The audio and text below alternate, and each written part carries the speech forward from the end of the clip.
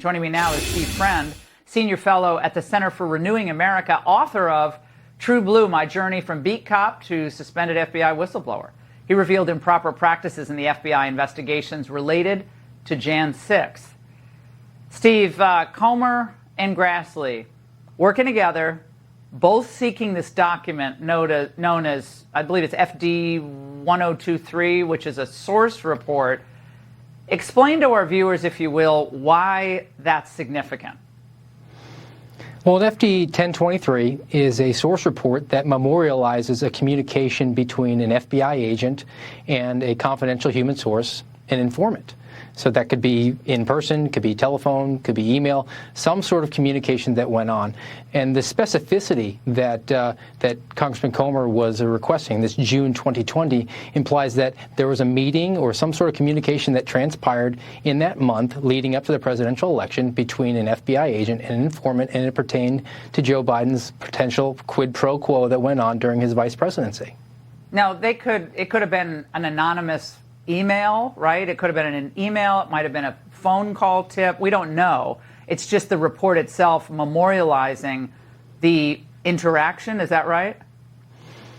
Yes, and in my experience, anytime that I had an actual informant on my books, somebody who had their code name and we had vetted and done a background check to make sure that they were able to be an informant for the FBI, any sort of communication or contact I had with that individual was recorded in a 1023. So it could be somebody who actually is a current informant for the FBI. Now, at that point, what happens? Would they typically do an investigation? If it seemed initially like outlandish, would they just let it go? What's the standard for proceeding after that initial contact with a potential whistleblower? Well, that's $1 million question in this case, because if it was in fact a legitimate complaint brought forward, you would hope that the FBI agent would take that information, conduct a preliminary assessment, or might lead to an actual full investigation from the FBI's standpoint. It doesn't appear that they've come forward with anything, and if the FBI hides behind can't comment on an ongoing investigation, then we know that one does exist. If there isn't one, then there's no excuse for them not to come out with that. It is now incumbent on the FBI, which stands to protect the Constitution, preserve the rule of law.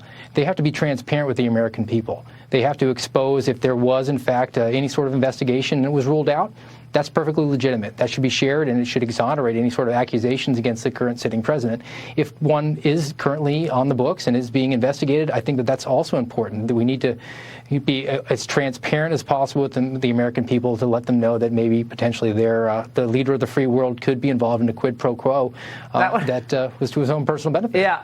I mean, you said it, quid pro quo. I mean, if that had come out, and if there's a legitimate underlying claim with real information, and that had come out in the summer of 2020, that would have likely had some effect, to put it mildly, some effect on the election, and it could have been a completely transformative effect on the election. Could it not have? Without a question. I mean, all you had to do was look back 4 years earlier, when Jim Comey felt compelled to step forward and say that no reasonable prosecutor would bring charges against then candidate for President Hillary Clinton. Certainly the timing of that works to be very similar, and the fallout from that, I think the FBI felt quite a political kickback at them from the left side of the aisle after that, and I think there was probably some fear about that. And my concern at this point is there might have been information taken down, and instead of actually opening up a full investigation, it was essentially hidden in a source reporting document, and maybe this whistleblower has now felt compelled to share that with the American people. So your concern is that it was deep-sixed? Absolutely, and I think that it isn't going to be incumbent on this oversight committee to look at the merit of that information, actually determine that this source reporting document does exist, and if it does, look at the information that was provided, put that first and foremost. Instead of looking at the motivations of a whistleblower, let's look for the first time ever of the merits and the veracity of the information they brought forward, which they're compelled to do. Yeah, you bet. I mean, the smearing of whistleblowers, that's a new development on the left, is it not? You know a lot about that, Steve. Thank you so much.